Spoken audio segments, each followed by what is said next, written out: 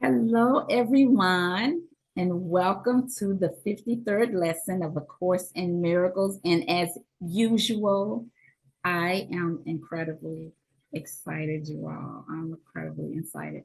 Lesson 53 in our review period states, my thoughts are images that I have made. My thoughts are images that I have made. What in the lesson states, it reads, whatever I see reflects my thoughts. It is my thoughts that tell me where I am and what I am.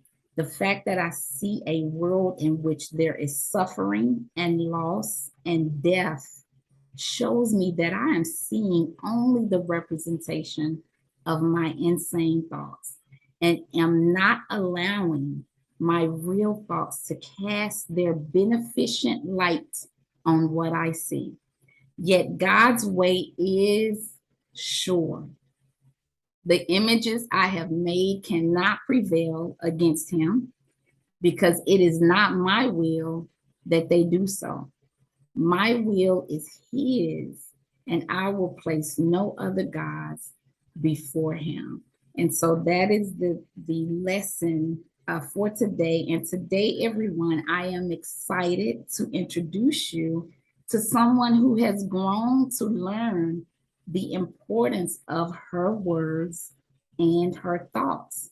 Loreli Drache has had four near-death experiences, and in 2019, she experienced a connection to oneness during a spiritual awakening that helped form her understanding of consciousness. Within it, she learned how everything is connected, and we are all source wearing different masks to experience and learn ourselves. From that point, she started channeling and receiving many downloads and knowings of creation. Lorelei sees herself as a healing guide and spiritual mentor whose purpose is to help bring light and unconditional love to all who cross her path. Lorelei, I'm so excited to have you join the sharing group. Thank you so much for having me. Yes. I'm happy to be here. Yes. I've been definitely anticipating you joining us. When I saw your interviews, I was just so very excited. I'm like, oh my gosh, I have to have this woman on. She is woke and she is saying everything that I've said. And I'm just so honored that you agreed to join us. Uh, So you've had several near-death experiences. So why don't we start talking about the first one where you were 7 years old? Yeah, I was with my mom, my brother, my aunt, and my uncle. And my brother wanted to go check out the ponds and see if the fish were spawning, because we lived on 191 acres with ponds that used to be a quarry. Anyway, so my mom's like, well, take your sister with you. So, you know how that works. So my aunt and uncle took me and my brother down there to keep us busy while she was cooking dinner. And we went to the largest pond, which was like two ponds connected. They each had an entrance, but the pond itself was connected. So they went down where the fish all go. And my family had built this other area into like a swimming hole because it was like the 30-foot deep end. And they built this like pontoon pier that went out. So you had to walk down this embankment and then go out. So my brother and my uncle went there, and my aunt took me down there because I wanted to go see the water and all that. And so I walked out on the pier, and my aunt had almost like what I would call like a separation anxiety whenever she was away from my uncle. So she's like, I got to go check on your uncle. Is that okay? Are you going to be okay? And I'm standing there at the end of the pier, and this light is shining and it's reflecting off the water. And I'm feeling kind of like, ooh. And so I'm like, if I move over here, I'll be okay. So I moved to the other side as she was going, and I'm like, I'll be fine. So she headed down the path to go check on my uncle. My next literal memory, and I don't know how this happened, is I ended up feet first in the water. which didn't make sense either. This is still a weird experience for me as far as how I got there. But the next thing I knew, I was just watching my bubbles of air coming out in front of my face. And I was like, in my mind, I'm like, oh my gosh, that was my air. Because it's like I came to underwater. It was weird. And I'm like, that's my air. I'm like, I can't breathe in, I'll die. And the minute I said I'll die, I left my body. And I was just like right above the pond. Like my consciousness was like just hovering there. And then I kind of switched into everyone's perspective.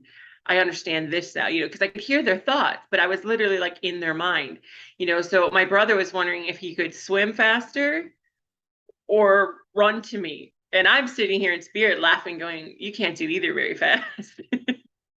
and my uncle had all this guilt, like, oh my God, we're supposed to be watching her, because he heard my aunt scream because they must have heard me fall in.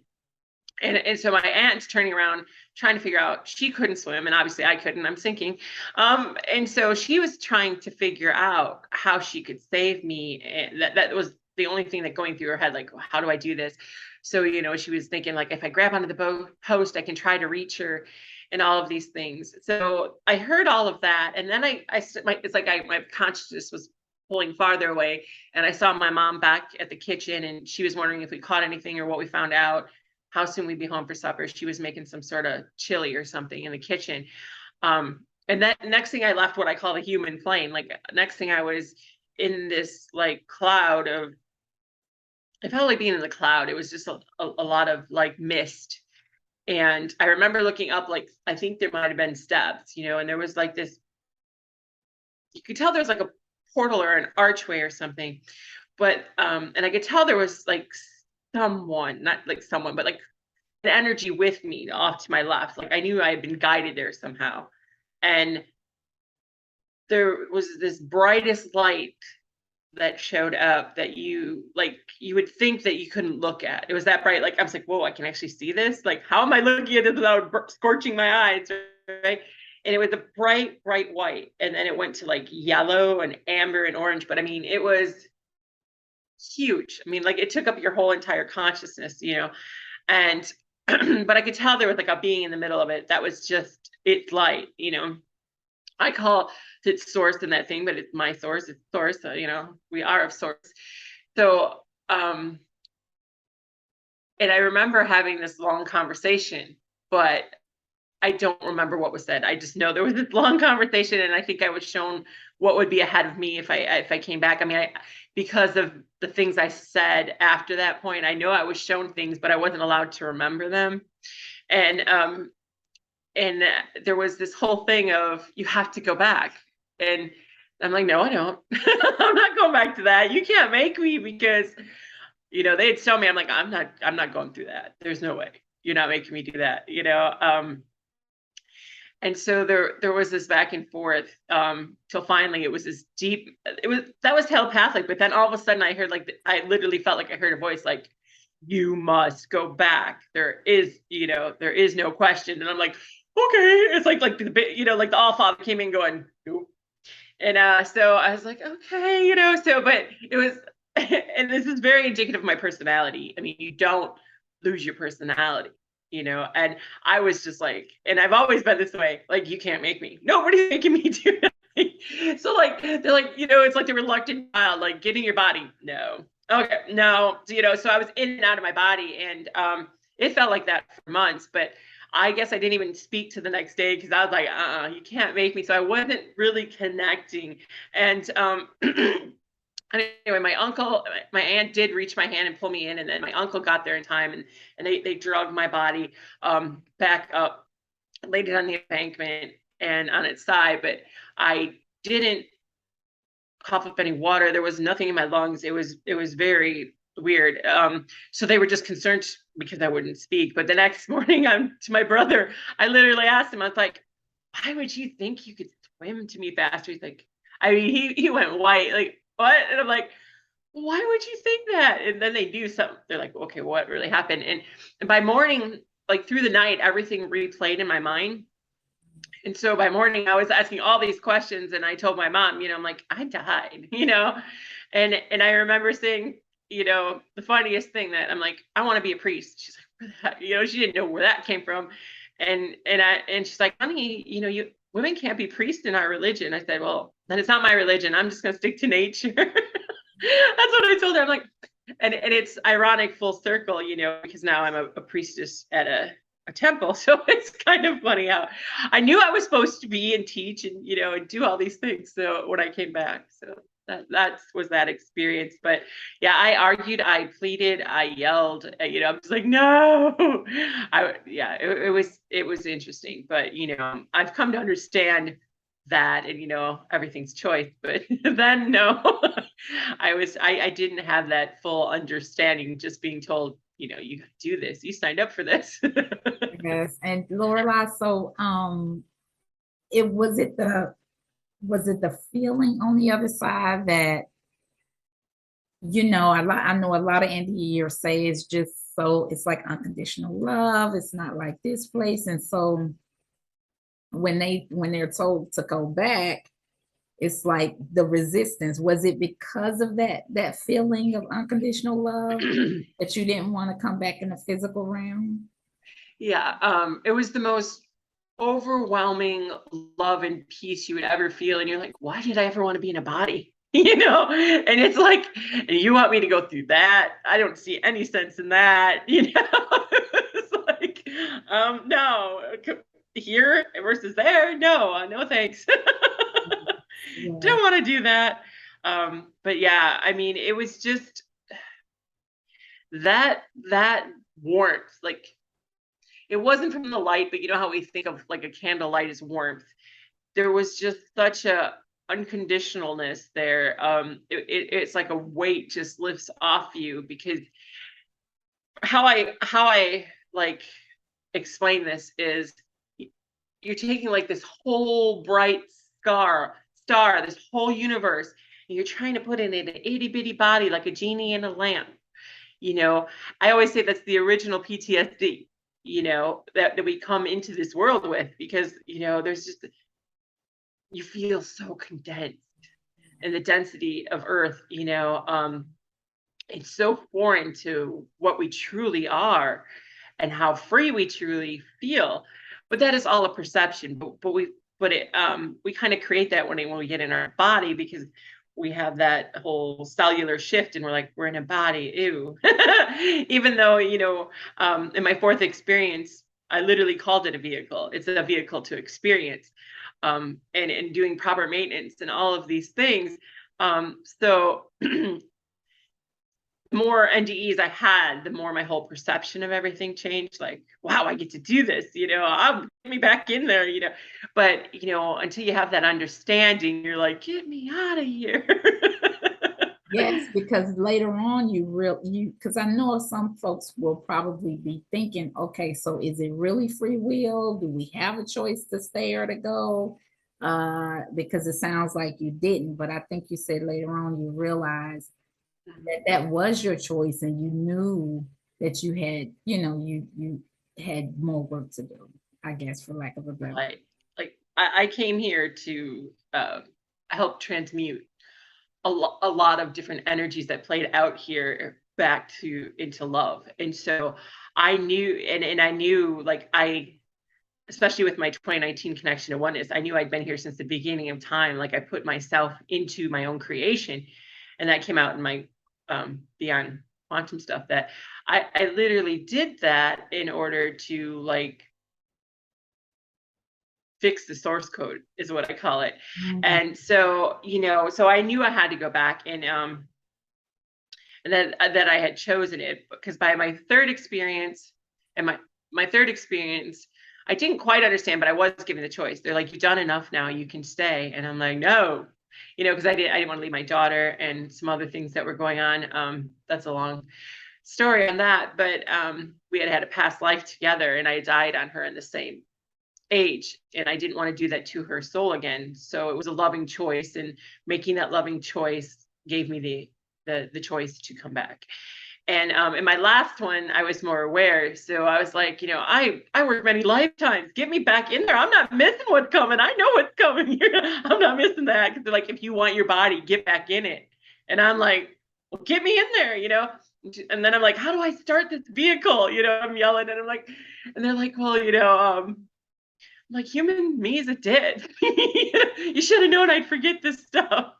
So anyway, but so yeah, I did choose to I was given the choice. We always are. Like, I was told that he is to leave here with a positive balance. Like, the more love you put into the universe, the higher your vibration, the faster you get home, so to speak, and everything else. So, I understood that I wanted to clear out all these energetic lines, because the more I can do here, because this is the space that we can fix it easier, the more, higher I ascend, like, so, but, I was told I was ascended master, but, and that's why I chose to come back here, like to the long story, but the way I was shown it in many, many different ways is like, there's an energetic grid. I've seen it in real time. There's an energetic grid, and a lot of it started to what you call dim. And so there's a lot of people strategically placed to reconnect and re-add that energetic code into the grid. And so I've met a lot of what I call my jump team, and they're like, why are we spread all over? I'm like, it's strategic energetic lines, to relight this, like, it's kind of like a reboot to the grid. A lot of the references I was given, in my experiences, kind of liken this to a computer. So my language may reflect that, but that's just the language I was given as far as what is going on in our reality. So I wanted to ask, is that kind of like when we've heard that light workers are strategically placed in different areas of the earth, to, I guess, to keep that balance, to make sure that, the darkness isn't too much in any areas. Is that similar to what you were talking about? Yes. I was told, like, our high frequency cut through what I call the human amnesia, like the frequency that creates that amnesia, so to speak. So it literally is like a spiritual EMF, like it blocks out that frequency so people can have this awareness. So that's kind of what I was shown. And I was literally shown, like, it lights up like a light switch. Like, I was told I brought back light code, and like my voice, and that's why I needed to speak, had its own vibration, but it carried that code. I could read the phone book, okay? But if I have the intention to whoever I connect with to give them that code. And so it's kind of like that. It's, where like I give you this, you give it to the next person, it goes to the next person. And that's kind of what I was shown is how we relight that whole grid, because I always say, like, our code was corrupted. So it's kind of like that. So, and I think that, I don't know if that terminology was given to me because it's easier for people to visualize, maybe, because a lot of times spirit gives you stuff in a visual understanding because it's the best that you can grasp that level, I guess, in a human body. Like, it's this and it does that and this does this, there's a technology type aspect to it and a mystical aspect, kind of, from what I was shown. So Intriguing. That is intriguing. I know I'm gonna let you talk about I have questions, but I'm gonna let you talk about your next NDE. I know you said your second NDE experience you didn't really remember. yeah, there's not a lot of conscious memory from. My grandmother came to me like a few weeks before and told me that I was like 2.5 months pregnant, I think, at that point. I'd heard the baby's heartbeat and everything, but she came to me and said, this baby isn't yours to keep. There'll be more, and you are safe and you're protected, but you can't keep this baby. And then she showed us sitting at the clinic waiting room where I normally would go for like my OB appointments. And then this calendar appeared and it showed me like February 27th. And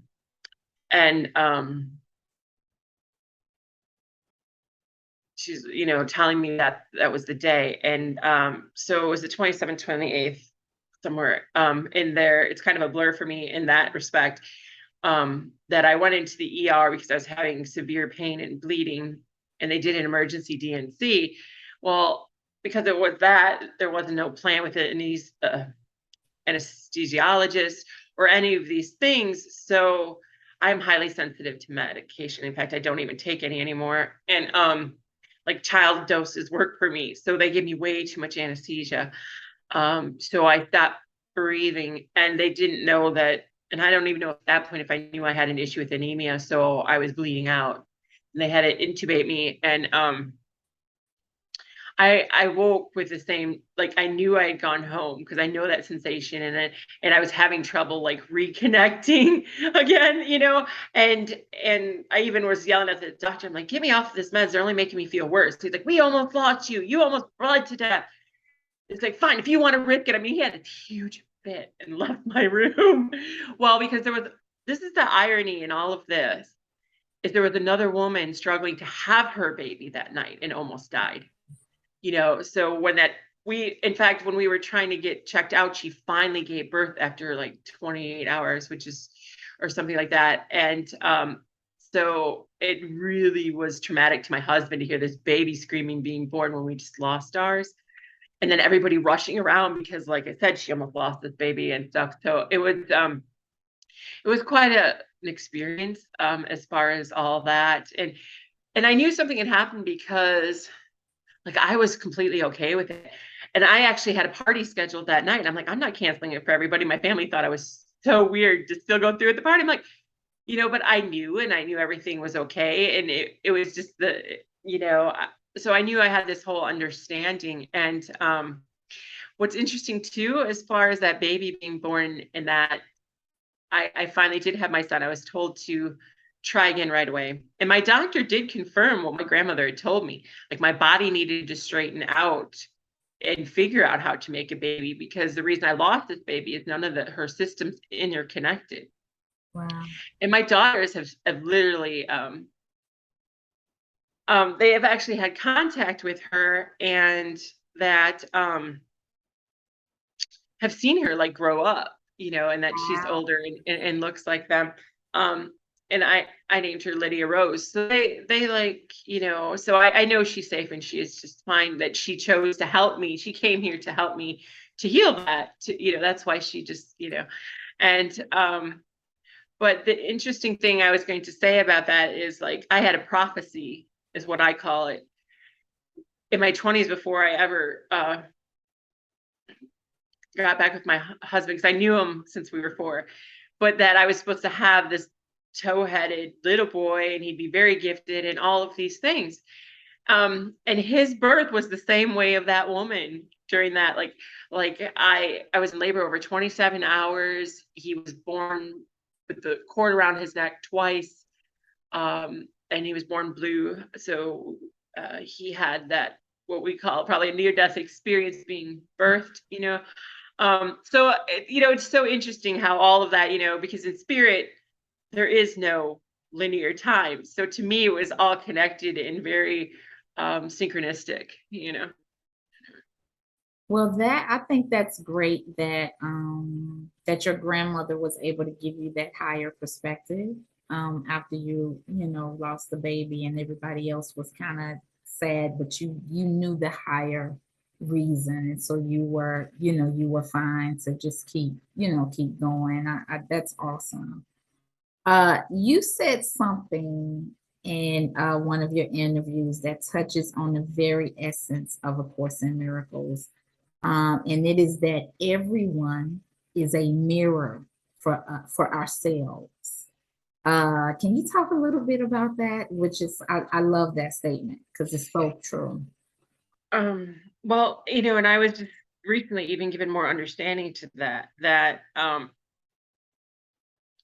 there are these creator beings, but they fracturated into many versions of themselves.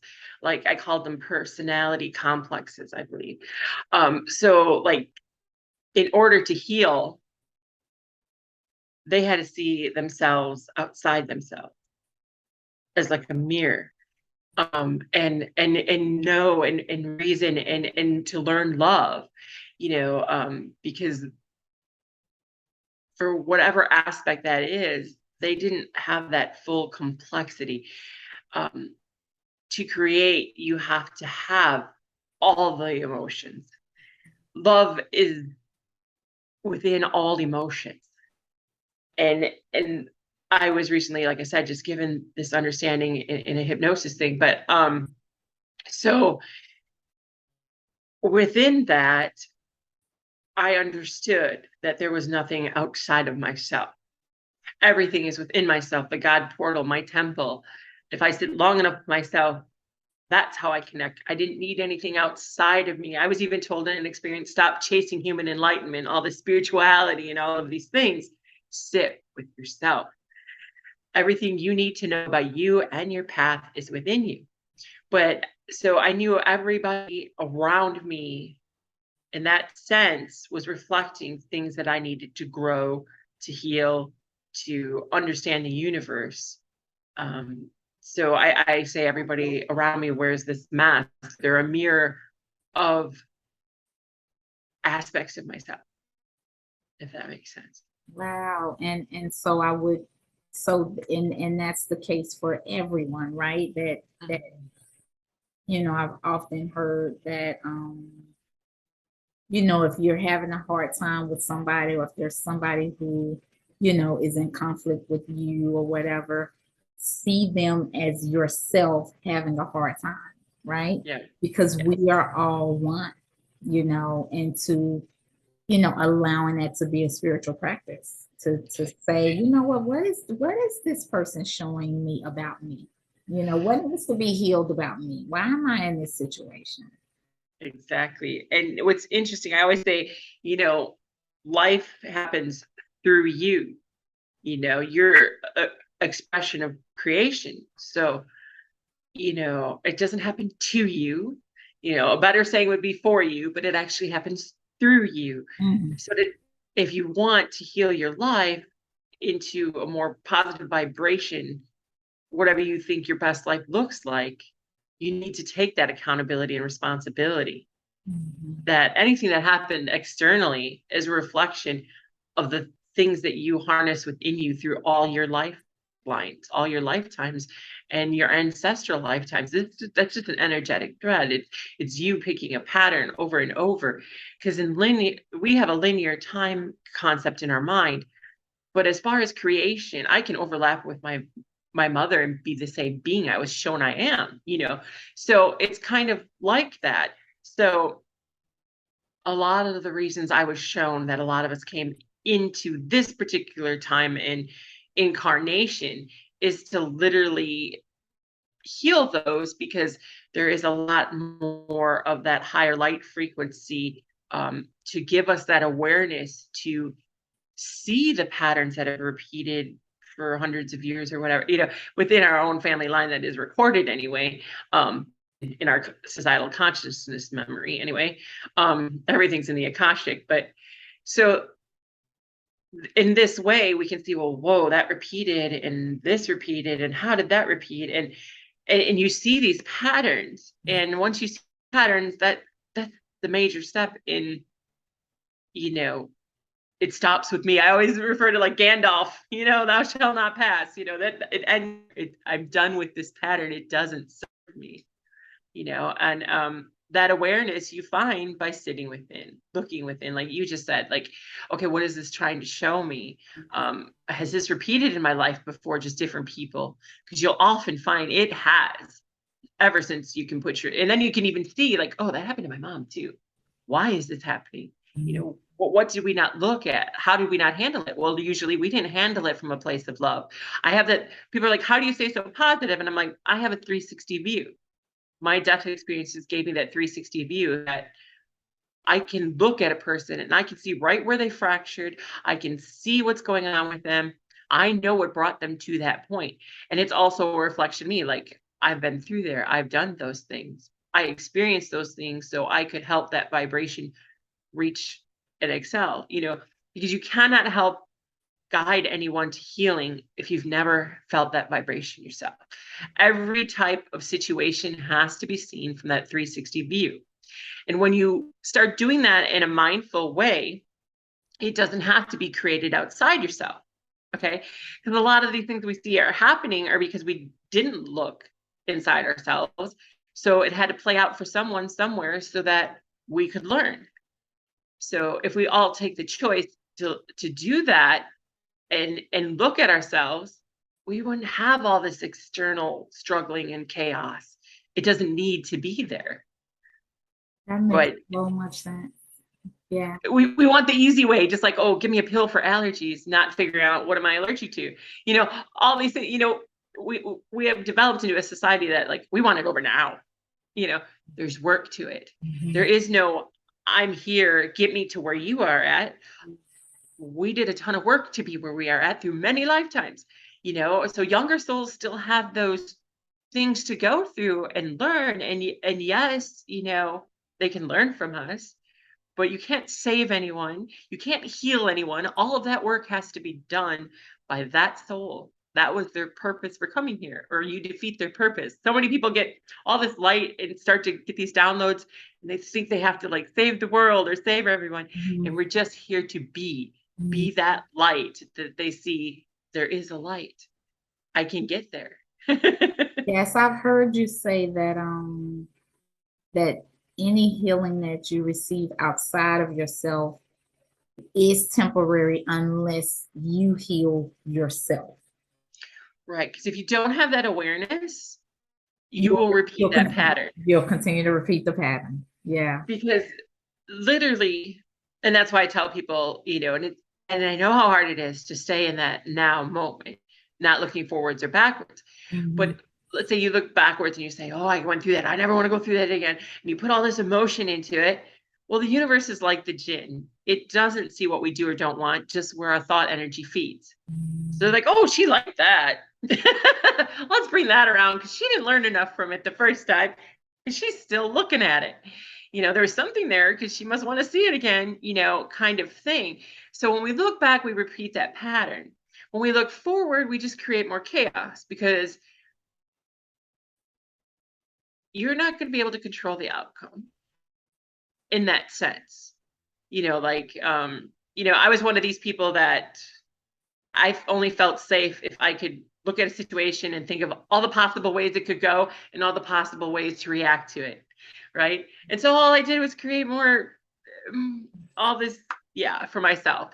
And so I was like, so this awareness has freed me to just experience. And that's all this was for. It's supposed to be like a play playing out and you get to watch it and you get to experience it, but not attached to it. Even some NDEers, we talk about this, that they attach to the role, like that's my new role. You're not the character. You are just consciousness viewing this storyline. And the more you attach to being that character, the more you create all this outside static for yourself. But that's just my understanding of it. Like I always say, my truth is my own. Take what resonates. And, maybe it'll resonate for you later. I mean, we're all on different paths. It's a sovereign creation each of us has.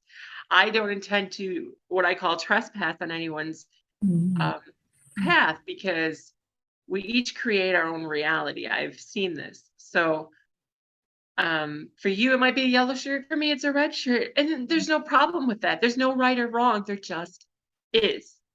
And so we spend so much of our life arguing what's truth and what isn't. You're not going to have the same truth as me. Your experiences and perceptions are totally different. And that's what makes you uniquely you. That's why Creator has all these aspects. So it can see things from a zillion different views and experience it. It's the most beautiful thing. So there is no right or wrong or your idea is not truth. No, there is a universal truth, don't get me wrong, about creation and how to create. But I'm saying your path is uniquely yours, however you want to choose to live it. that's where you were meant to be. So nothing outside yourself should influence you in that sense. That I was told you need to know your core frequency and know it. Any thought, anything outside of that that doesn't feel like yours, I tell people in the beginning just to spell it out loud. It is not meant for you, because there are these thought forms that are around, and they're like an entity upon themselves. And people who are energy sensitive, it can influence them, you know. So it's so important right now to know your frequency. Spirit like has drilled that in to make me say that a zillion times over. I cannot stress it enough. And how you do that is going within. Know what's yours. It's very important to know what is yours energetically. Anything else does not serve you.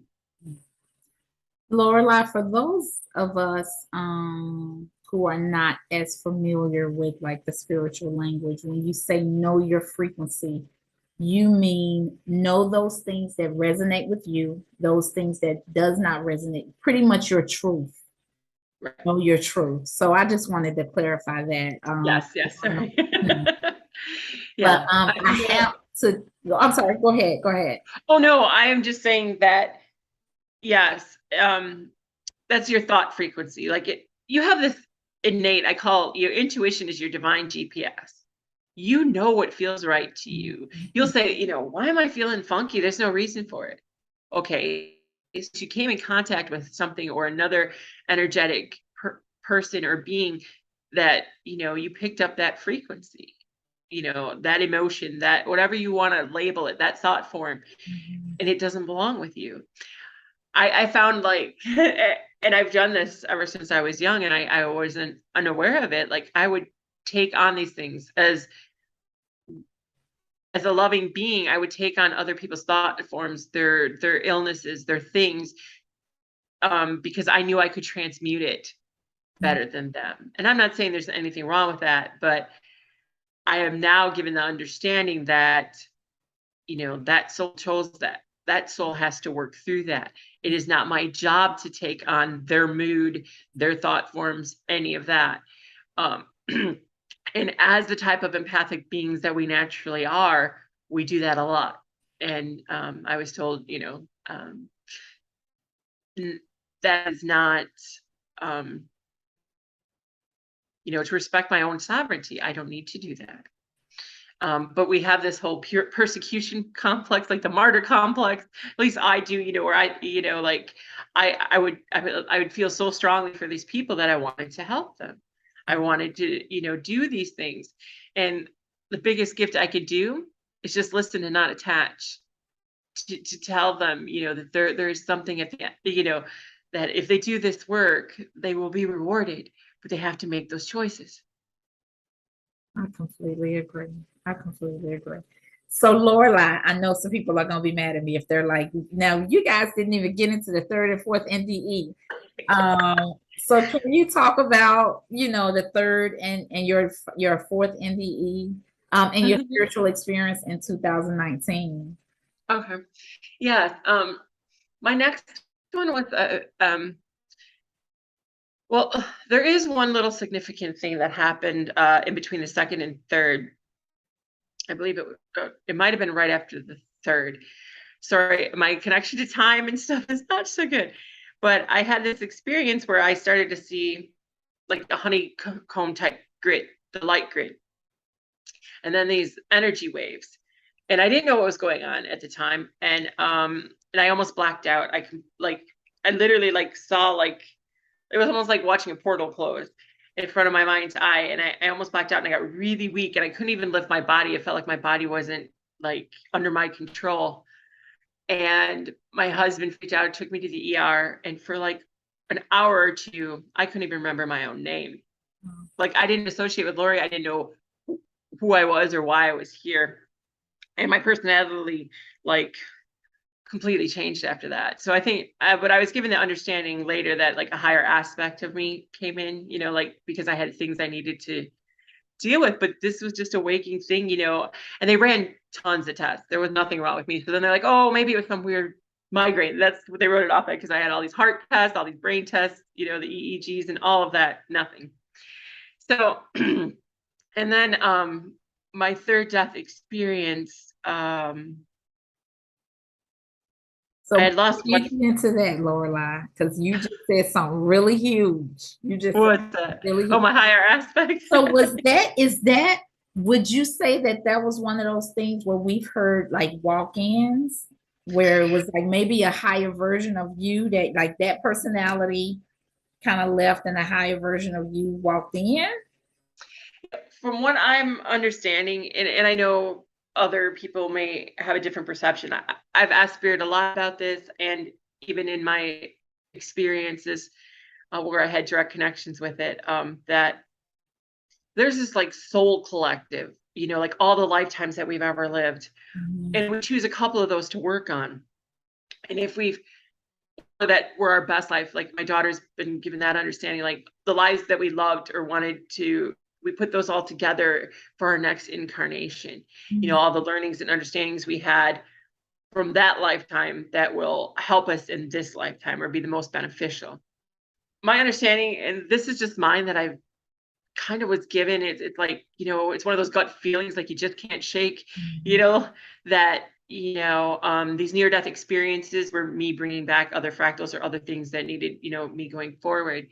So but so when people say they have a walk-in, they feel totally different or they feel alien, well, that could have been their alien aspect. Like mine was Lemurian, and my Lemurian is how I channel, because the Lemurian aspect timeline has the most awareness, the most open channel to bring that energy to me, like these downloads and these things. So I was given the understanding that, like, in order to complete and heal and everything else, I'm connecting to all of those timelines. Like I've connected with at least 5 or more of these other versions of myself through time and space. Um, um, and I've been told by numerous people, like literally as my guides are with me, I have 2 higher dimensional fractals with me that are basically like my guides, people would say.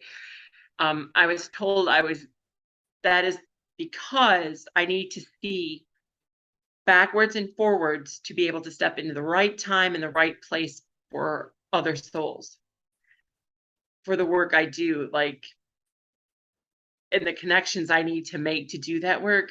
So that's why I have them with me, so I can see backwards, forwards in time, so to speak, in the Akashic records, so that I can do the work I need here. But that's to me what I call what other people, I'm very about labels, because once you label it to what everyone, it supposedly means the same thing. To me, a walk-in is those higher understandings and aspects, that energetic channeled connection that comes through. So it does change the person. It's a higher frequency that they're connecting to and channeling through them for whatever soul work they chose. So yeah, when that happened to me, I was like, because I was a little Susie homemaker with my kids and my husband, and that was my world. And afterwards, I'm like, I got stuff to do. I'm sorry, I'm here on a mission, and that doesn't serve me. I have stuff to do. I'm not gonna just take your stuff. It was a total, like, 180 from who I was. That is fascinating. I love it. I love it. I love it. Okay, so you were going to get into your third NDE. I'm loving this. Wow. Yeah, my third NDE, I had lost blood flow to my brain, and staggered backwards and fell, and I hit my head against the door jamb, and had, my husband said, it was like a seizure, and I stopped breathing and slumped over. But I don't remember any of that part. Like the minute I realized, like, I'm like, I don't feel right, I was out of my body. And I went to what I just call it Heaven City. It's like the closest replica to here, but more ornate. And I was on this marble bench with a being that looked like my mother. And but I was aware enough to know, I'm like, you're not my mom. Like the energy didn't feel right. And they're like, well, this is to comfort you. We didn't know, and we didn't want you to freak out, kind of thing. Like that's the telepathic kind of understanding I got. And that's, this is my first experience where I saw any type of body. Like I saw like her hand like tap my leg and say, it's okay. And and that's when she said, you've done enough now. You can stay or you can go back. And I'm like, no. And all I kept saying through the whole thing was like, no, my daughter needs me. I need to go. I need to go. No, there's no question. I need to get back. And they're like, okay. And the next thing I knew, I felt my body just lurch like this, and I stood up and my husband was like, what the, and I just started sobbing. I'm like, I saw my mom. I know I died. What happened? I was just freaking out, but I was perfectly fine. I didn't go to the hospital or anything. I was perfectly fine. But it was just so weird because literally like how they show in movies, like where you're like, it's this inanimate object and all of a sudden you're like, I freaked the living daylights out. I know they must have been like, yes, they must. Yeah. And he's like, I thought you were dead. I'm like, I did die, but it was one of those things. And but I just remember the reason I chose to come back, like I said earlier, is I had a past life, and this is significant in the sense that after this particular NDE, I no longer had this pain. Like, I think I got to see the whole thing play out, where before I'd only seen it, a few details of it in a past life regression. But I was a shopkeeper. I was a cobbler. And my shop was across the bridge, and I was coming home from work, and I had put in like all my coins in my breast pocket, and out of the dark from the other, because it was just a short little creek bridge, a cobblestone bridge, and these two gentlemen came out of the dark because it was getting dark at this time, and they wanted my money. And he had like one of those little iron type, musket ball, because I think it was like 1800s London. That's the sense I've gotten of it, that he had this musket ball type handgun. And so I had given him my coin, but then there was two men, and the guy closest to me was trying to get me more. Like, he wanted my pocket watch and he wanted my other stuff. And the other one's like, come on, just go. So he was like grabbing him. And, those things are hair trigger. It went off and shot me right under the right ribs. And then they're like, oh my God, I'm so sorry. I didn't mean to do that. They're like screaming for you. And the other guy's like, let's get out of here, because the gun went off. And so they took off, and I like made my way home holding my side, because my house was like two houses on the right over this bridge. And there was my wife and my daughter. And I just like collapsed into my wife's arms as soon as I came through the door. And my daughter was at my feet, and I died in her arms. And I remember saying, I'm sorry, and I love you and stuff, to them. And but yeah, that was my daughter in this life, and she would have been the same age. And because I made a loving choice, I was able to come back. But I wanted to get back for my daughter, because I couldn't do that to her soul again.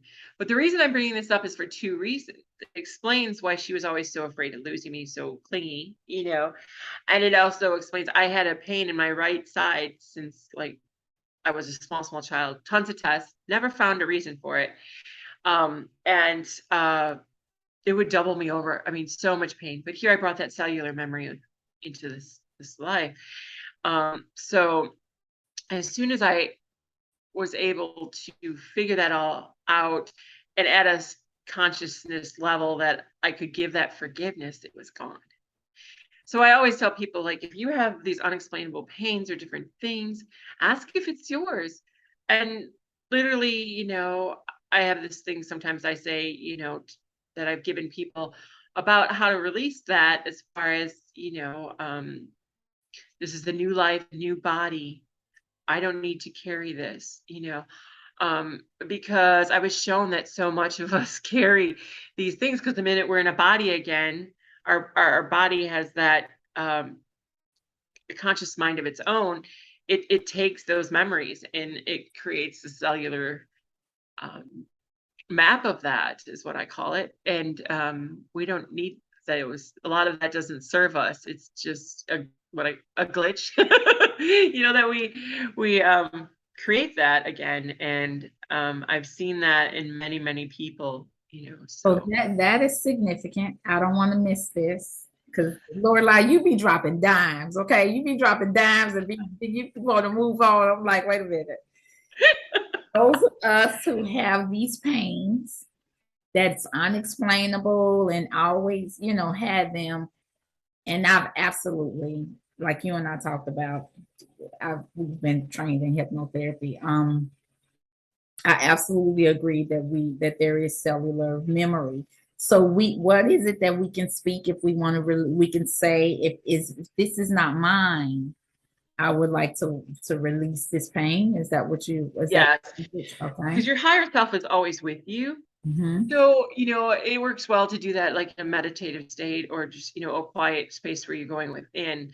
Like, if this is mine and it does not serve me, I wish to release it. Because Mm, our guides in our other lifetimes, you know, because of this free will and this aspect's free will, they cannot interfere unless they are asked. mm-hmm. That's part of the sovereignty. Mm, But what happens too, from my understanding, is like sometimes it's like timelines closest to us. So we're feeling these other aspects of ourselves. And so once we have that awareness, also we can release it. That's why, I love these, hypnosis techniques and different things, because they give you that awareness of, okay, well, I'm connecting with this lifetime or that lifetime. Because those of us that are very energy aware do that. And it's more and more prevalent right now, of being able to connect to these other timelines. And that goes back to my thing of know your thought forms, know what is yours, because mm. we're going to have more and more availability to see all these other lifetimes of our own. And I know there's a lot of people experiencing that right now that are kind of freaking out, like, that was too real to be a dream. Well, it wasn't. It's one of your lifetimes, from my experiences. So, you know, the more we connect with that stuff, we might feel them. Like, I know a lot in the collective, and even my own family are experiencing, like, seeing some of the deaths of those other timelines and things, Mm. and so, as all that energy is being cleared on the earth right now, it is coming through a lot of people, and they don't know, like, why am I so anxious? Or why am I feeling so sick lately? Where is this coming from? And that's why it is so, so important to know what feels like yours. If you can't find an explainable reason for it, it doesn't belong to you. Do your inner work, you know? That is excellent. That's excellent. I love that. And so you just had a knowing that so in that particular NDE, in the third one, you were like, they told you you don't have to go back, and you were like, no, I'm going back, because you did not want to traumatize your daughter again, because you had the awareness that you had died, while the same age for her in the previous lifetime. So that's excellent. So the fourth NDE, and is that related to the 2019 like spiritual experience? No, in 2019, that's when I started to get these downloads. Um, and I had all these thoughts about, Jesus, but to me, the real person was Yeshua, because, like, to me, they put a lot of understandings under the same teachings. But so I was having a lot of those, and I didn't know where it was coming from or how I knew it so um confidently, I guess you would say. Like, I'm like, he doesn't want to be worshipped. He wants us to be aware that we are capable of this creation, that we are one and the same, and all this stuff. And I didn't know where it was coming from, because, like, I was never very religious person, even though, I came from a Catholic background, so, because since my 7-year-old self came back, I was like, no, because my God is loving and unconditional love, and there is no judgment. I mean, I didn't bring that up, but there was never any judgment. It was, we judge ourselves by how much we loved. Like, did we react lovingly? Did we give enough love? How should I have loved in that situation? It's our own thing, but what you believe, you will create. So part of what I am correcting here, and I know we spoke of this, but not on the video, is my family line were always priest or preacher men, and really what my last name, my mother's maiden name, means. It's Kirkman, which is churchman or preacher man. So I was told part of what I'm transmuting is all of that energetic stuff of preaching, a God that was not so loving. So that's part of my karmic thing, if you want to use that word. I mean, that's the understanding people have. I don't prefer that word either. But so for me, that was part of it. Like I needed to, I was told I needed to speak my truth. So what happened in that experience, and it was so fast, I was just very upset. Like, am I going crazy? What's going on? Some people refer it to like Kundalini awakening, which I can see because there was so much energy. Like I was literally vibrating with it. And I'm like, I got to get outside. Because by then I was kind of aware of grounding. I'm like, I got to get outside. I don't know what's going on. And all of a sudden, like literally in my mind's eye and in front of my face was me being shown that like I was here since the beginning of time as this elemental. And by elemental, I mean the elements of creation, not like how we think elements of the earth and those elementals. And that I had been here since the beginning and how the earth formed, and I was shown the earth like as this molten thing like of light and energy, and just how it expanded and how creation expanded from there. And it was so fast, like the download. I finally said, I can't take that, it's too much, it's like this. But I was given the understanding of like my accountability and responsibility to it. And I just remember I was just like crying, bawling, like ugly cry to an extreme extent. And I'm like, I am so, so sorry. I didn't know. I forgot, And I was just like bawling. And I saw all of creation and how like each thought form created more and more suffering and chaos. The more it was like the butterfly effect, the more you tried to fix it, the more it was just. And I was like, and they're like, you're here to fix this, in that sense, energetically. And I get that now because I was told, like, your source code, you're here to fix this. And so, and that's why I was put into my own creation, is what like this fractal. There's many fractals of the creator here, obviously. But I'm just saying, so I understood that. And they're like, you have to speak your truth. Your words carry light code. You have to, get out there. And well, I didn't want to. That was part of the stubborn thing. Like I don't want to put myself out there. And if I start speaking this, with the persecution, because I've been persecuted many lives for, my gifts and different things. So I'm like, I am not putting myself out there like that. I start speaking this stuff. What? So then in 2021, it was like January 2021, and I've been getting different downloads and doing spiritual work. And I belong to this near-death experience group on Facebook. It's one of the largest. It's Ned's group. And somebody posted this meme, and it says, like, lame ways we died, just to make light of the NDEs, because, it's such a serious topic in some regard. And so people started putting, well, I want to go this way next time or whatever. And I put, I want to go like grandpa, not like the passengers in his car screaming, and I said I wanted to in my sleep. Well, not even a week later, I had an autonomic nervous system issue and I stopped breathing in my sleep. Wow. Yeah. And I should have known better because I was like manifesting things super fast. So I got called to what I call the principal's office. There was 4 beings I know I could see who they were, like their energy, who they are here. But there was many other beings, and I was like in front of them, like they were like a council, like my soul group.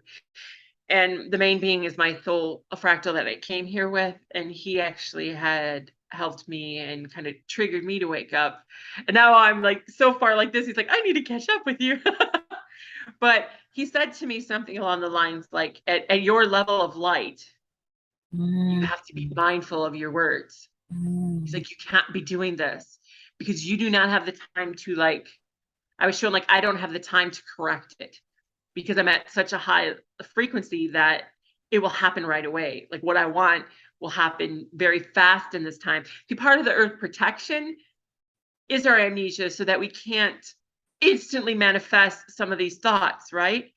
So, but where I am at, he's like, you can't do that. You don't have the time to negate that or fix that. And he's like, you can't, you need to be mindful from here on in. And I'm not saying that's for everyone. I mean, we should be mindful of our words, and they do play out eventually sometime, but it takes a long time. If we don't heal that, it'll happen. So anyway, so he was telling me that. And then the other woman who is a friend of mine in real time, was also part of my soul group. And my husband and daughter were there, but they were not speaking. I just knew that they were part of it. And I've had many lives with them. But she was like, if you want that body, you need to get in it right now. And I'm like, oh, I'm like, yeah, I want to, I'm not missing a thing. I want back in there. Right? It's literally what I said to her. She's like, well, then I'm like, how do I restart this vehicle? That's literally my terms to her. And she's like, you got to swallow, which is interesting enough because one of my other friends, that's how they restarted their body in their death experience. So I think there's something to that. And I literally saw my body because I'm like, how am I supposed to do that? They're like, take a drink. And all I thought in my perception was like, just my arm reach out and take a sip.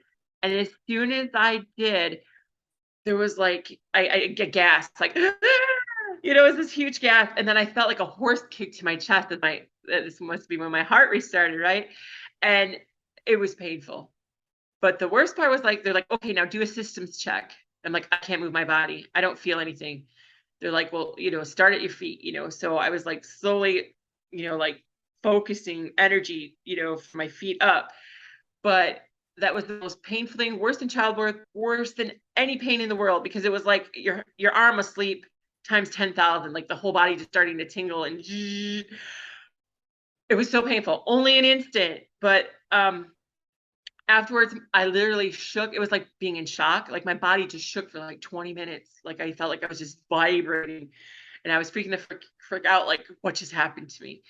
But part of all of that was the understanding of, I was given that like words are light code, and that's the reason I need to speak my words.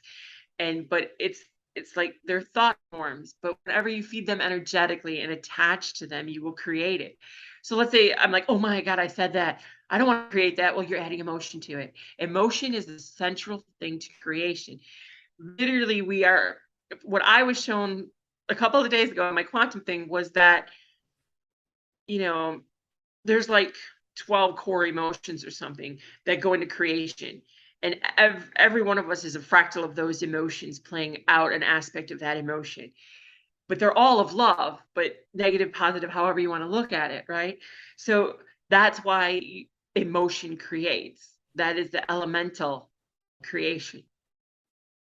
So anything you feed your emotional energy to is going to manifest for you somewhere, sometime. So if it's not loving, get rid of it. Don't even allow it. It doesn't belong to you, because we are love incarnate. And those are just what I call thought forms of this density. They don't belong to you. That's not who you are. And when we're mindful of that, like from all of my experiences, I say the only thing that exists is consciousness in the ever expansive void, right? And all those potentialities are there. All your timelines up there. I've seen them in real time, like Rolodex. Like, I don't want to experience that. I'll pick this. So they're all there, all those potentials for you to have your greatest life, or taking the hard road, whichever way you choose is available to you. But it's the energy and the frequency you are at that has to match it. Okay. So if you allow all these other thoughts of things you don't want, you're not matching the frequency to your best life. And I'm not saying that you're not supposed to experience what we call negative things, like, why does this happen? Why does that happen? Because these are things we chose to learn from. Okay. But the key is the perception of that event and the emotion you feed it. If you look at it from love, like this is a learning thing and it's for my best good, you don't keep feeding that event. So you're not going to repeat that pattern in your life. Simple as that is literally how the universe works. Absolutely. From my understanding and my experiences, and I've found it to be very real for me and others that I know. So, but it's a matter of mastering your mind. That monkey mind, because your body has its own consciousness. I've literally in my healings talked to different organs and different cells. It's all an energy agreement to make up a physical body. So if you have an issue with something in your body, talk to it. Like, why are you making me feel this way? There must be everything. And trust whatever you get, because that's your intuition. That's your divine understanding. So people are like, oh, I feel stupid doing that. Trust me, you'll thank me for it. But all of these things. So your body has its own thing. That's I talk about grief in that way. Like, even as an NDEer, I understand that there is no death. There literally isn't. It's a transformation of consciousness. Okay. And our loved ones are all around us. Mine talk to me all, they're all around us. It's just a different frequency. And unless you have, and this is another reason Spirit gave me that, my ministry and stuff is called Spirit Sight. Because with Spirit Sight, you see these things and you see the truth in all things and where truth is. Because truth is literally hidden in all things, from every religious text, every movie, everything, all to wake you up. But until you're ready and choose to see truth, you will not have that understanding yet, but they're each there to trigger that awakening. We all chose to wake up eventually as to our true form. It's part of the evolutionary process. And once your timelines, because one affects all, once your timelines have that, that's when you start to expand your awareness, or what people call ascending. And that's just part of my understandings. I know I'm rambling a little bit, but it's very important. I wanted to say something, but I'm like, you know what? She's speaking facts. I'm gonna just let her talk, and but just for clarification for the viewers, when you said when you had an NDE and you were like, I'm so sorry. What was that? What were you sorry about? That was the 2019 awakening. Gotcha. But were you viewing things that your lineage had preached in the past, or what were you viewing that made you feel that sense of, or what were you aware of that made you? I was aware, like, I was an elemental being, and that, as far as like I was love incarnate, and that, all these choices were made because of like forgetting who I was. So I saw how like more and more suffering was created, and I felt responsible for all of it because it was my creation in that sense. You feel personally responsible for yeah, I felt personally as a soul responsible because I had created this reality for myself, and and within it other people suffered because, okay, you know how they talk about energy agreements and soul plans, and this, like, your heavenly best friend will play your nemesis here for your own growth. Mm-hmm. Okay. So by wishing to experience all this, those souls came here and suffered because they also lost awareness. Mm-hmm. Okay. So I felt accountable for like all those choices I made where those people had to come in and play those roles because I wasn't choosing loving thoughts. Got you. Okay.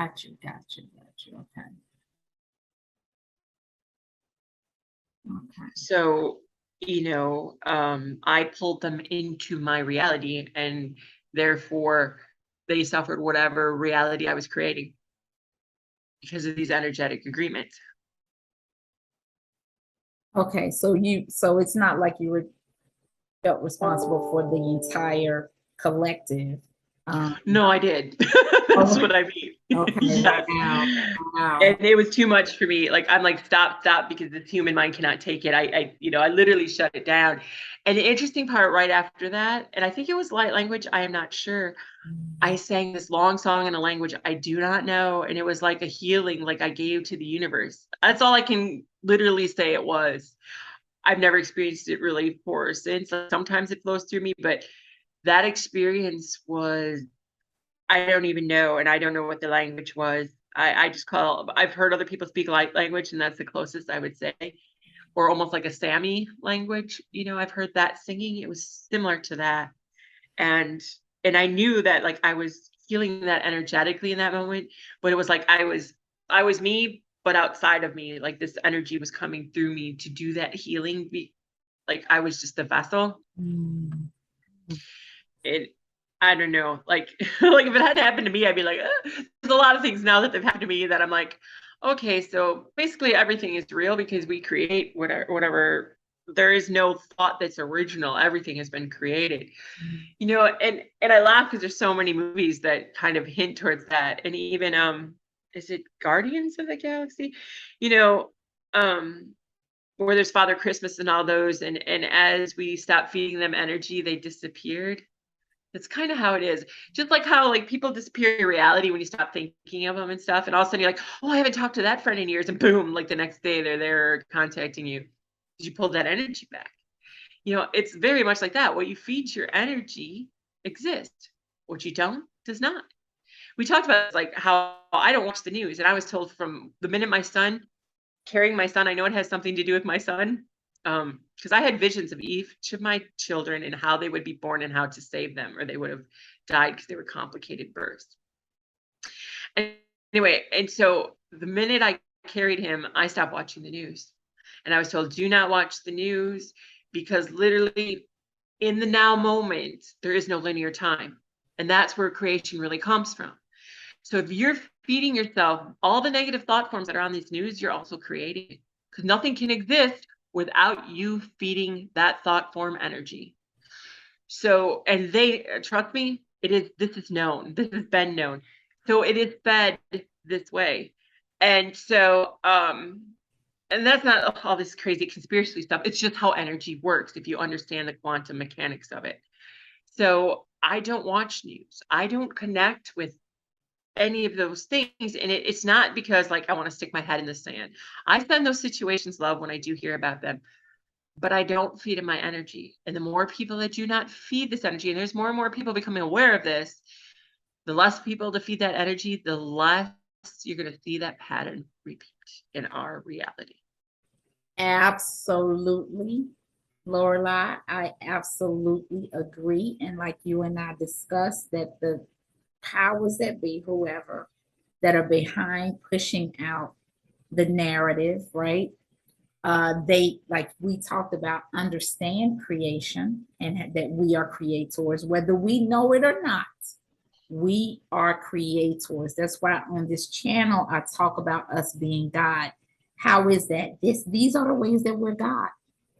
Lorelai literally spoke a way to die, and her body passed that particular way. So our speech is creative, our thoughts are creative, and our action is creative. And so I did want to absolutely co-sign on that. As far as the news is concerned, there are people who believe that they have to be tied in, especially the sad stories and the tragic stories. They have to watch it and be tied in and join into that suffering. And if they don't, then they lack compassion. That is not true, right? The best thing that we can do for the universe is to stay in a high vibration. And like you said, Lorelai, send that situation love and light. And Lorelai, I wanted to for you to talk about some of the gifts and abilities that you came back. I know many NDEers say they come back with these abilities and that they never thought they had. We always do. What abilities did you come back with, and how do you service them to the public? Well, my abilities have changed in various strengths, you know, at various times. I literally say that it's whatever spirit needs during those moments to help whatever souls that, like I said, that I step in or connect with for various reasons. I'm told that like I work with more beings on the other side than this side, in the sense that they'll guide me to like their relatives or their things, or places I need to be. So I kind of, I was told, live more for the dead than the living, because I'm clearing out these energies for various people in various timelines. But after my 7-year-old near-death experience, I came back with prophetic dreams mostly. And you know, I was very strong intuitive, but I think I have been my whole life. But and I could tell when someone was preparing to leave, when their souls were starting to separate from the body. It's usually like 2 weeks before they plan to go. And as a child, I asked not to see that anymore because it literally looked like wax dummies. Like their faces looked glossy and kind of melty. Like, and as that energy was preparing to depart from their bodies, and they would always pass within like 2 weeks. And I would feel, especially with somebody really close to me, I would feel very, very ill. This weird sense of my pin my stomach. I'm like, Mom, something's not right. Someone's not right. I was very, very blessed because my family had a lot of spiritual experiences. And we grew up in a home that people would say had like ghost and paranormal activities, and we had ET and Sasquatch experiences. And I don't always bring that stuff up, but those are interdimensional beings as well. And when you're spiritually aware and intuitive and can sense energy, they tend to connect with you because they know that they can. So my family has always been kind of gifted, so to speak. And I was told that is in my family line. And that's why we're able to harness more of this energy, right? But so they didn't discourage or say, oh, that's just your imagination or those type of things, thankfully, that so many other people experienced. So it helped me grow in that. And to the point, my mom was my buffer. She would always tell people that whatever I saw or was going, or just not necessarily say I saw it, but she'd check on people and different things that I had questions about. Like I would see things that they were doing or thinking, and I'm like, Mom, they're not in a good place. They may pretend otherwise, but they're not. And I was very blessed with that, because I even remember once my sister was supposed to fly out, her and her fiance, and travel somewhere, and I said, they can't get on that plane.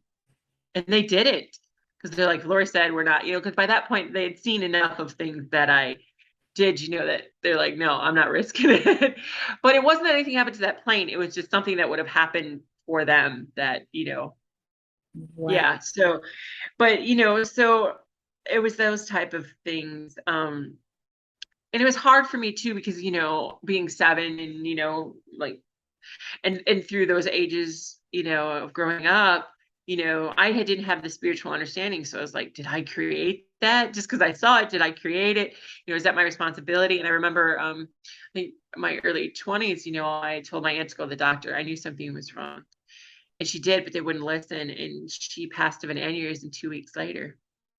But I understood, every soul chooses, and things happened how they were meant to, but it was still, those type of things still got to you. But I remember Sylvia Brown, who was a psychic, and she would say, I would tell people, but they'd still do it. You can't take responsibility for that, because that's their sovereign choice, and I get that now, but I had such guilt anytime I couldn't fix something. You know what I mean? Now I understand that, everybody has their path and you have to respect that. I was going to But say that's a lot to deal with at a 7-year-old. Like that's a lot to deal with, to manage. Thank goodness your mom was approachable about it. Yeah. And later in life, I once I started having babies of my own, then I got the blessing of knowing when people would be pregnant, even if it was like a year down the line. I would be like I think I predicted 2 of my friends' babies and their sex, and another friend, one of hers, and different people. If I was really connected with their energy, I could tell, oh, there's a soul around you and it's coming in. They're like, no. And I remember my best friend already had like 6 kids at the time. She's like, no. Like, she had 2 more after that. Yeah, she had 2 more after that. So it was just kind of funny. So, I was thankful for that one. That was like a positive thing. Like, okay, thank you. It's kind of like I traded off the, because I did not like knowing. I mean, I feel blessed now and sensing and knowing like when someone could pass, because I was given the understanding. I have the understanding to guide them home, and not to have the fear around death. Because if you have that fear and you cross in fear, you don't know what you're going to create. Because I always tell people, start creating your afterlife now, because whatever is in your thought forms is what you are capable of creating in that space when you leave this consciousness, right? So imagine, like, I have a beautiful meadow and that's where I'm going.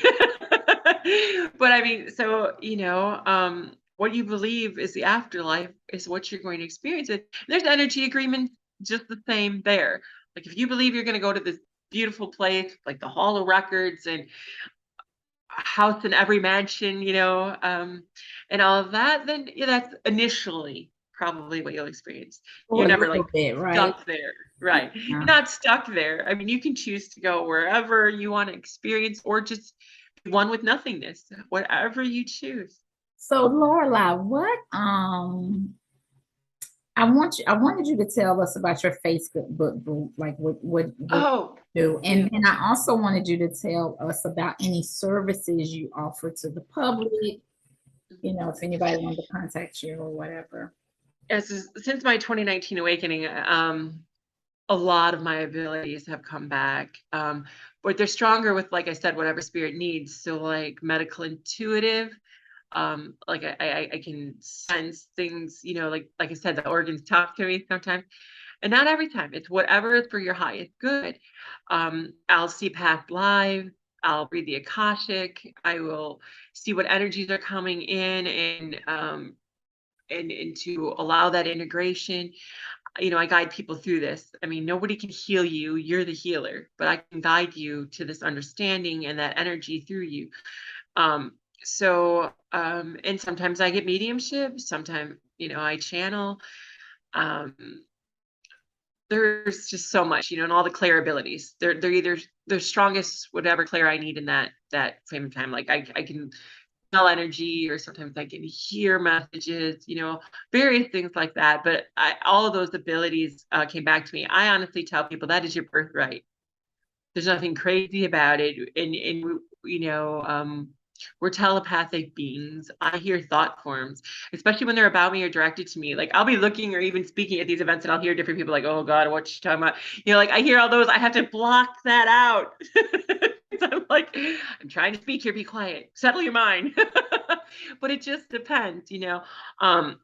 As far as my Facebook group, it's called Spirit Sight, and I have a group off of that called Spirit Insight, and we hold discussions of consciousness on Wednesday evenings at 7 p.m. Central Time that anybody's welcome to come to. That name was given to me after my 2019 awakening. I was told that was like the reason behind that is, like I spoke of in the first half of, with divine sight, you see truth in all things. What is true and what is an illusion of truth. So like books, movies, all of these things, there's still light code left in them, even though the Bible has been like altered many times, or religious texts. I was told you had to read them in your original language through my husband's death experience in order to get that light code. So it's very important how you speak, how you write, because spirit, your frequency flows through those words and those thoughts. So that's what I mean by spirit sight. With that, you can, it's almost like it's highlighted. It's whatever resonates with you. But with divine sight, you see that. And so spirit sight has to do with that. The symbol is actually my artwork of my initial NDE, seeing that being, and it's inside of an eye. And the eye is huge symbolism in spirit of seeing all things, that 360 view, so it's within an eye. And there's moons around it, and some people may wonder why that is, but I've always connected to the moon. People have even given me the name like Moon Goddess, or they call me Moon or Mystic Moon. That's where those come from, because people call me that. And so you will see it's a spirit site with Mystic Moon. So, and that's just more my energetic flow, and that's why I chose those names.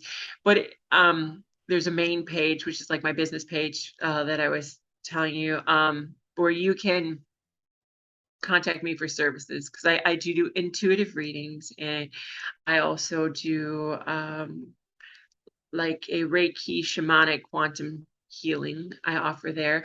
I also do intuitive Reiki charge jewelry. I'm a jewelry artist. I have been since I was like 16. So I do that as well. There's many components to it, but you'll find it there. And like I said, the Spirit Insight group is where we can all discuss it and talk about these things and where we're at in our level of consciousness and the metaphysical, quantum realities, multidimensional. because I have seen many things multidimensionally, or done healing in the quantum, where I'll meet with people and talk with them. Like even the people that I do healings on, I usually meet with their higher self in the quantum like the night before. And I'm able to validate some of the things for them so they know I've connected with that. But like I said, each session is honestly completely different, and what comes through is always different, and what gifts come through are different. So it's whatever's for your highest good. And I find that, I just love doing it. I love being able to help guide people to that understanding. And sometimes they're given a lot of remembrance. I remember my best friend, she's like, "What did you do?" I'm like, "I just connected you." But and so that's what I know I'm here to do, is so anybody that resonates with what I'm speaking is welcome to contact me. Like I will happily talk spirit or any of your questions, if but trust your own truth. That's who you are. But if you connect with me, I know that spirit's guided you there. Like that's I organically, people are like, "How did you get this?" Or "How did you get that interview?" And I'm like, they were just guided to me. This is just, Spirit told me who needs me will come to me. That's that simple. But yeah, so What is your that's preferred method of being? I know you have an email address, and I will include that in the description box.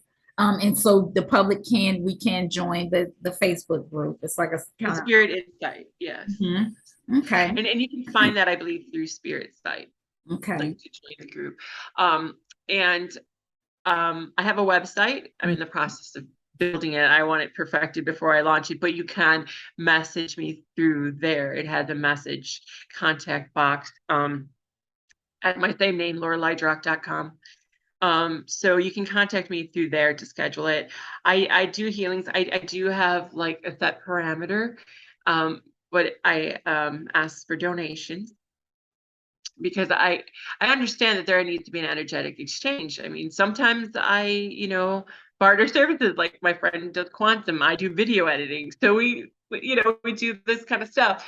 But I have the understanding there needs to be an energetic balance. I mean, we have to leave here with an energetic balance, so that makes sense. So I do have a donation link, and some people donate just because they want to help grow the ministry, and whatever resonates with you.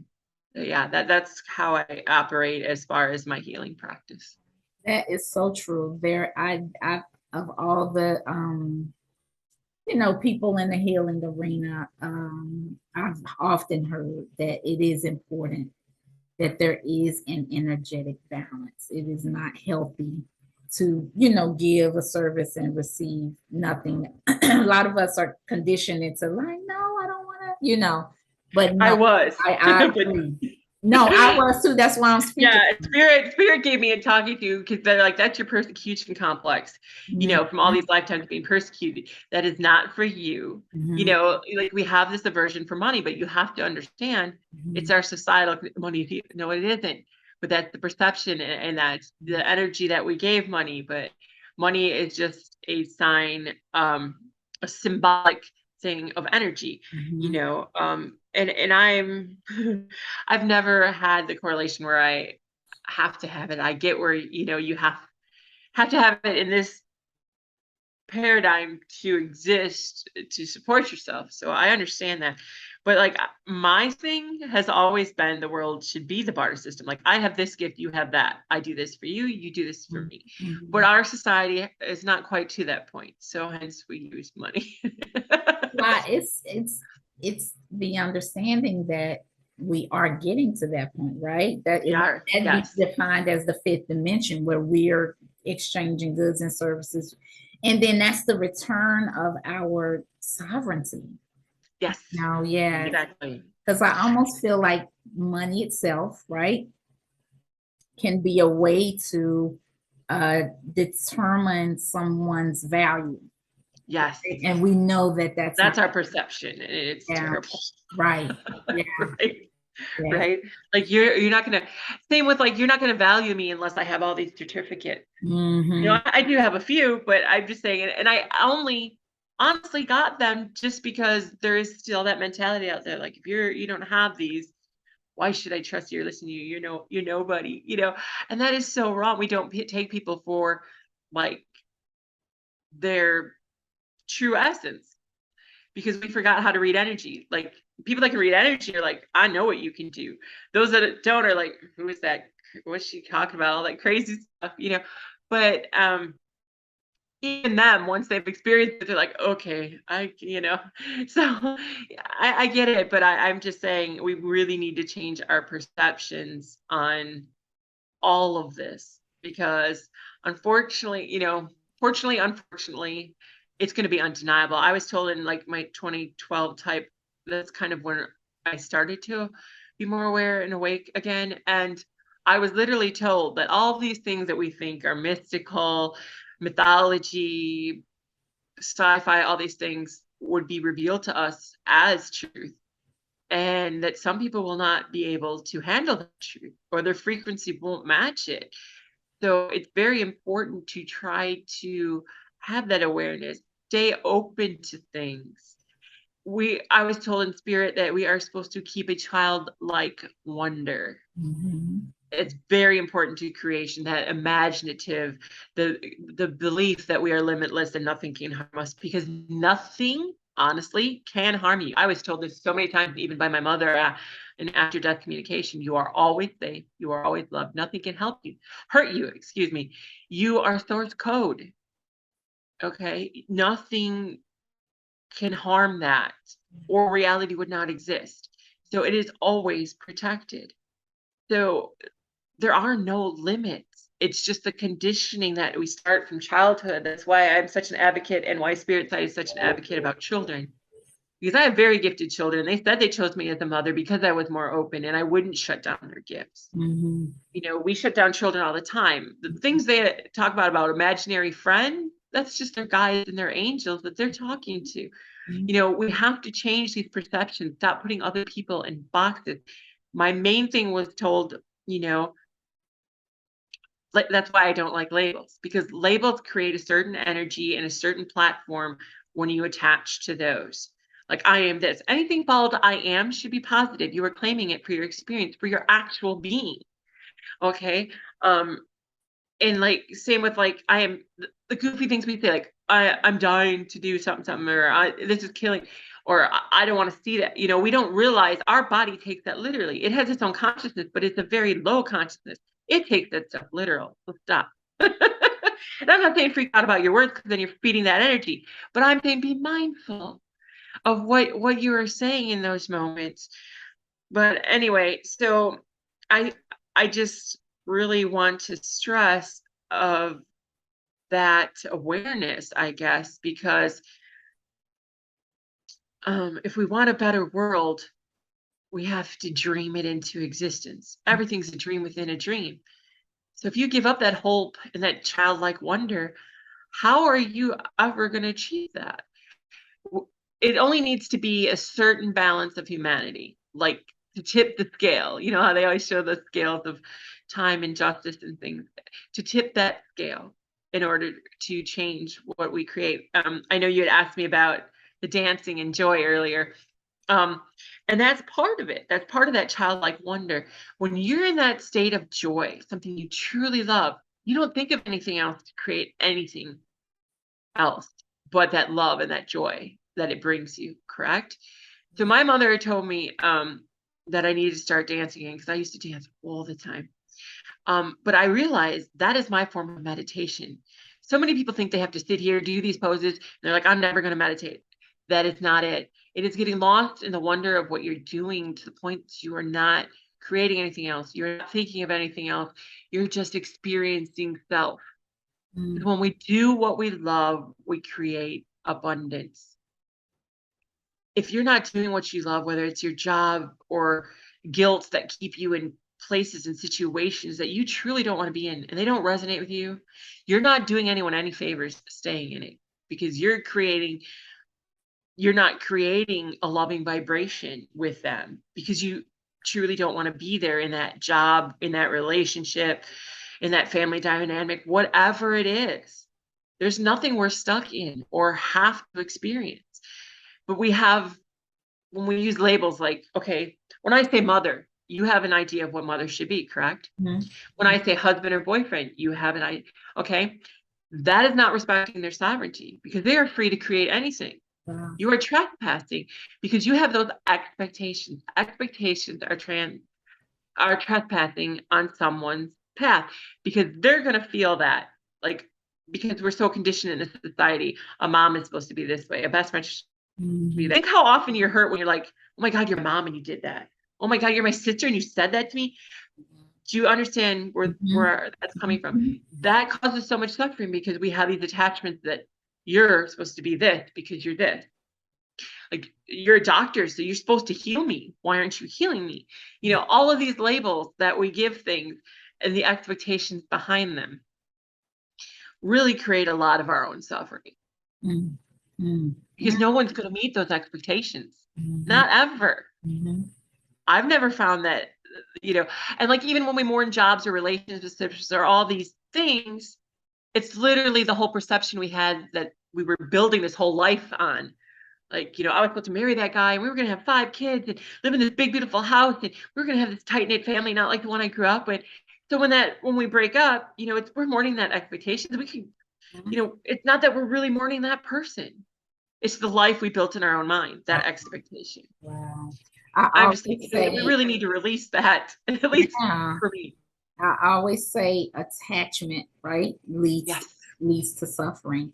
And that goes back to something else you said, and another NDEer said, is this life is a play. Like, look at it as lighten it up. Don't take everything so seriously.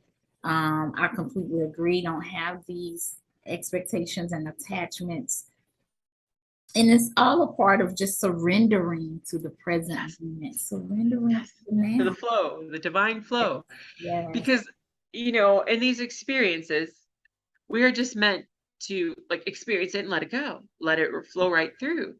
But we attach to that storyline and, like, oh, what's going to come next? And then we worry, we fear, and all these things, instead of just letting it play out. So we create that butterfly effect. Like, when I do my healings, a lot of times I'll see what age they had, like, their first fracture, where they create another timeline or separated from themselves, outside that energy, outside of themselves, you know,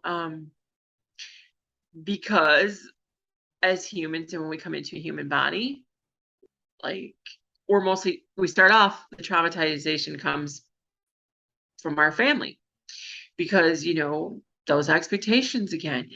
And so, and we get so caught up in that and the attachment to that, that we create those fractures within our being, by attaching to that play and that character, that belief that, you know, we're powerless or we're unworthy. That is my biggest thing as far as about our societal consciousness. Like, we come into this world with this unworthiness, less than, not capable, when we're limitless creator beings. And the only thing stopping us from creating is literally our own belief.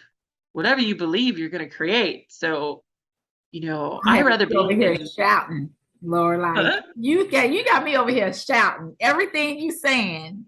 Okay. I can't. I'm just like, that's what. Keep going. Preach. Keep going. You know, well, I get frustrated because and I try not to, because I do understand everything is as it should be. There's no right, there's no wrong. It just is. And this is the part of the remembering process. But right.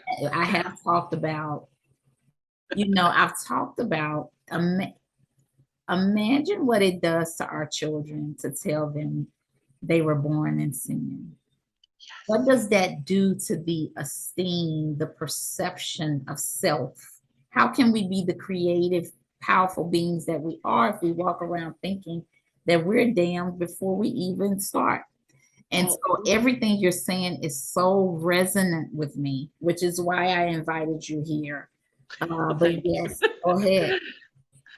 But, you know, and that's just it. And I don't know if it's not necessarily Western culture, but it was the creations of religion, and even how, you know, and I don't usually speak on this, you know, because there's everybody has to trust their path. Like they'll find different religions, different things, and there's truth in all things. And if you look through all of the religions, they carry the same truth, just said differently. But I was told, like, you know, there's so much alterations that, you know, the light codes aren't necessarily in them. There's still parts that they didn't alter because they didn't know not to, you know, like they didn't know what was really hidden in those codes. So there is truth. I'm not saying that, but a lot of that is being so literally translated instead of spirit talks. And like even when I see the Akashic or different things, it's in symbolisms and symbolic and or whatever the human mind can relate to.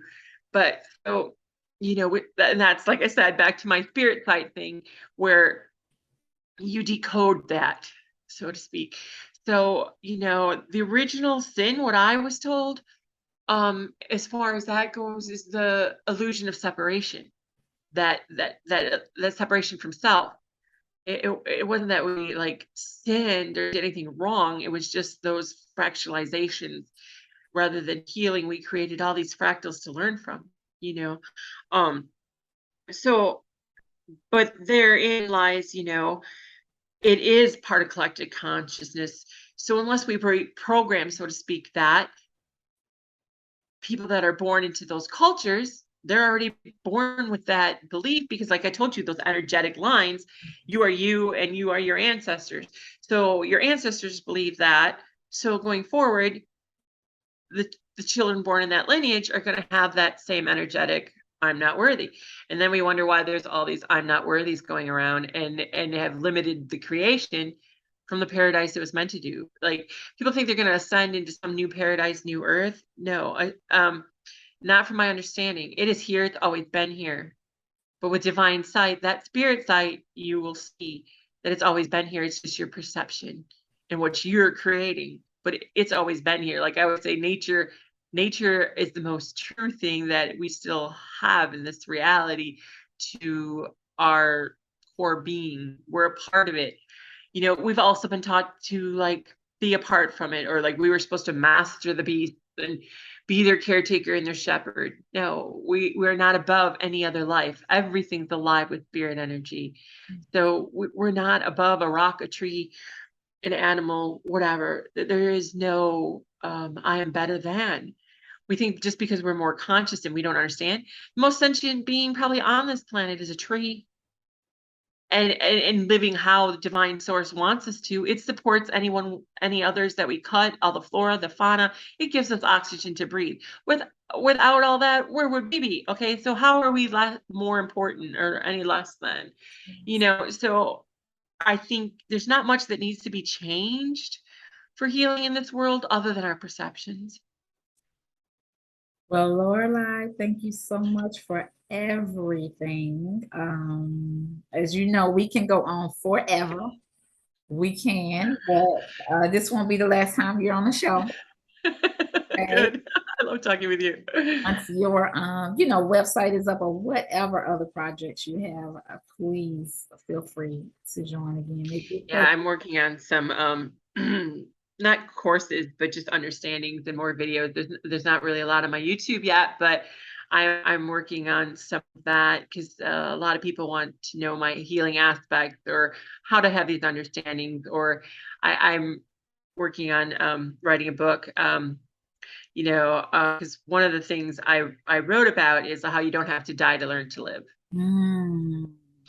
And you know, it's kind of like the human guide, you know, like how they have the human guide to the galaxy. This is like a human guide to be human in a spiritual aspect. So yeah. Wonderful. So is there any lasting words that you want to make before we close out, Lorelai? um the other thing I am being told that is very important right now is those of us that are very spiritual or do healing, um just in general, to make sure that you're completing that energetic circuit. A lot of people are not, in the sense that they're trying to dismiss Earth or not be a part of Earth. They want to ascend and be a part of spirit. But all is one and one is whole. So you have to complete that energetic circuit or you're causing cellular disruption. So what I was told is to, when we see energy or chi or do Reiki, you know, the energy comes from your hands, your feet, your crown. Well, I have been repeatedly shown by spirit to imagine that light coming from your feet to connect to that energy center, like I saw in my 2019 experience, you know, that molten light, that energy that is the core of the earth.